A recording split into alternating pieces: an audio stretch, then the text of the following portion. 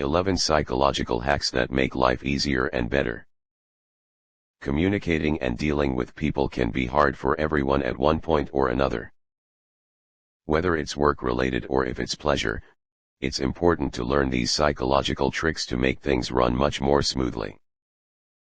These are not to be confused with ways to maliciously manipulate others into getting what you want, but to simply improve overall communication and relationships with others. The human brain has been studied since the 17th century BC, yet most of us are unclear on how we can leverage this powerful tool. Luckily, science has done all the work in identifying psychological tricks to make our lives easier. Psychological tricks are like cheat codes for life. They help us navigate life with less resistance and allow us to understand the behavior of people and how to deal with them effectively. Let's dive in. Number 1. Look into someone's eyes when you get a dissatisfactory answer. Sometimes we don't like the answer to a question that we receive, and sometimes we don't understand it. Instead of repeating the question or asking another, look into the eyes of the person. This will make the person feel under pressure or cornered, and this will force them to further elaborate their thoughts. Number 2. Practice mindfulness. Being present and mindful helps ground you at the moment rather than worrying about the future or ruminating on the past. Simple mindfulness techniques like taking deep breaths or going for mindful walks have science-backed benefits for reducing anxiety and stress. Set reminders to pause and be mindful throughout the day. Number 3. Stay calm when someone raises their voice. Let's be honest, we've all raised our voices at some point in our lives.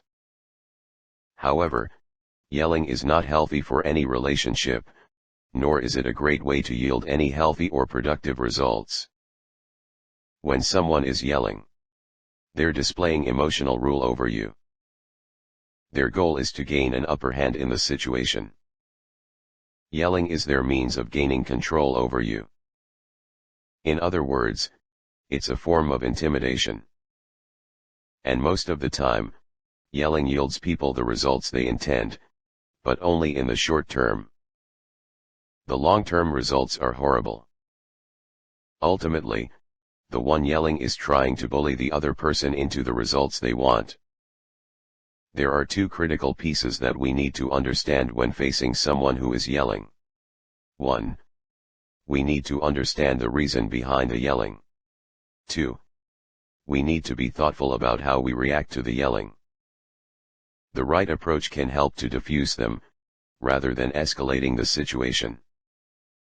So now the question is, how do we react to this? How do we ensure we aren't escalating things?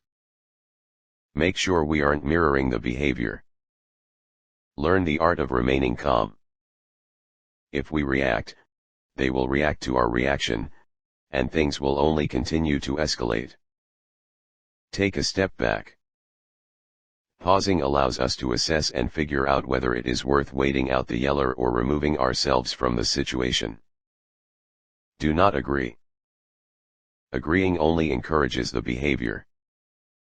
Let the person know that you will not accept being yelled at, regardless of the situation or problem. Remain calm. Take a break. This helps collect ourselves and pull in our thoughts before they get too far from us. This also allows our adrenaline to settle. Not only does this help to work through our thoughts, but it also shows the other person that we don't tolerate or condone emotional abuse and ultimately highlights their behavior. Yelling causes damage to both parties. Don't allow anyone to continue to damage you or your relationship by tolerating yelling. Number 4. Give yourself fewer choices when you can't make the decision. Some people believe that it's better to have more choices and more information, and actually, they prefer to have more. However, it is actually paralyzing to have too many. There is evidence that shows that having 4 options at a time is the maximum number we can consider and still make a choice. In order to be an effective decision maker, you should only give yourself a few options at a time. This will allow you time to consider each one while giving you enough space between looking at a new set of options. Number 5. Remember everyone's names if you want to be popular. If you want to be popular with your peers and colleagues, make it a habit to start calling people by their first names when speaking with them. A person feels instantaneously special when you call him or her by their first name. Number 6. Prioritize important tasks. Identify and complete your most essential daily and weekly tasks before less critical items. Use productivity tools like the Eisenhower matrix to distinguish what's urgent and necessary versus what can wait. Focus on high-priority activities first to gain a sense of accomplishment. Number 7. Take regular breaks. Short breaks help recharge your mental resources and boost motivation. Take a short walk outside, do light stretches, or listen to an uplifting playlist. Even brief intervals of 5 to 10 minutes can improve focus for hours afterward. Number 8. Listen to uplifting music. Music has a powerful effect on mood, motivation, and cognition. Create playlists that energize and uplift you. Listen while working out or doing chores to make them more enjoyable. Use calm instrumental music to promote relaxation. Number 9. Spend time in nature. Studies demonstrate that being in nature or even looking at scenes or photos of nature has therapeutic effects. It elevates mood, reduces stress hormones, and improves focus. Take your work outside or go for a brief stroll midday. Number 10. Sit close to the aggressor to avoid attack. If you're heading into a meeting and you know you'll be in the room with an aggressive person, you know the discussion may become heated, or you may be subjected to negative criticism, make a point to sit next to that person. You may feel uncomfortable and awkward, but you won't be the only one. Close proximity is known to make people uncomfortable, which will lessen the level of aggression they plan to exercise. Number 11. The right posture can boost confidence. We've all been guilty of this at some point, hunched over buried in our phones and computers, or hunched over while engaging with someone we work with, an employee, out on a date, during a sales pitch. There's some interesting data around our posture boosting our confidence in our thoughts.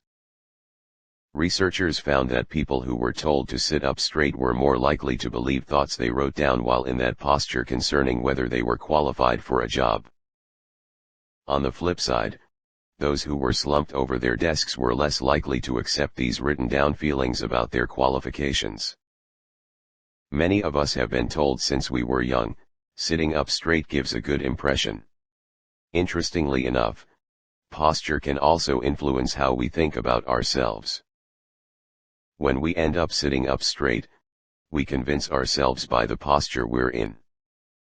This study was not something earth-shattering. Back in the 14th century, this was believed to be a factor in improved thought quality. It wasn't until recent years that this was proved to be true through science. The right posture has a huge domino effect. In a positive manner, when we slouch, we're actually compressing the space for our lungs, reducing their capacity up to 30%. This means less oxygen to our brain. In other words, not only does our posture increase our confidence, but it also increases our brain function. On top of this, it helps us to think more clearly because we feel calmer and more confident. When we stand or sit up taller and we pull our shoulders back and outward, our brain receives a signal that it's the confident, powerful us in charge of our thinking. In turn, we make more confident choices. This is what's known as a power pose. These poses demonstrate confidence, even if we're not actually feeling confident. These power poses increase the levels of testosterone in our brain. Because testosterone is associated with self-confidence, Having good posture can create hormones in the brain that make us feel more self-assured. The powerful takeaway here is this: sitting up straight is something we can train ourselves to do, and it has huge psychological benefits. With practice, small mindset and behavior changes using these psychological hacks can yield big dividends for your well-being. Start with one tip that resonates with you. Over time, adopt additional techniques to reframe thoughts, reduce stress, and inject positivity into your days. Which hack are you most excited to try first? Consistent use of these simple principles can transform how you approach each day. There you have it, 11 psychological tricks to make your life easier. I hope the examples and definitions help you wield the power not just to simplify your life, but to transform challenges into opportunities and find an enduring ease that propels you toward a future of boundless possibilities.